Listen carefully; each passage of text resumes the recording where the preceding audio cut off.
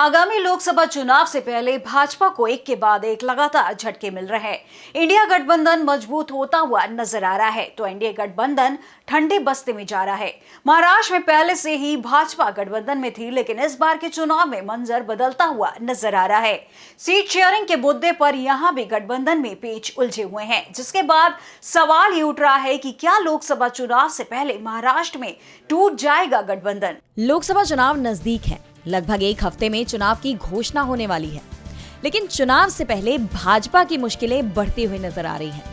India गठबंधन की बढ़ती मजबूती से घबराई भाजपा भी अब अपने गठबंधन को मजबूत करने की राह पर निकल पड़ी है, लेकिन इस बार उसके लिए यह काम आसान नजर नहीं आ रहा।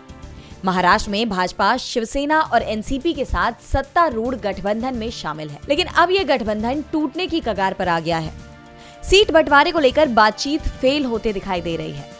गृह मंत्री अमित शाह ने अपने मुंबई दौरे पर डिप्टी सीएम अजित पवार, पूर्व मुख्यमंत्री देवेंद्र फडणवीस और मुख्यमंत्री एकनाथ शिंदे के साथ बैठक भी की।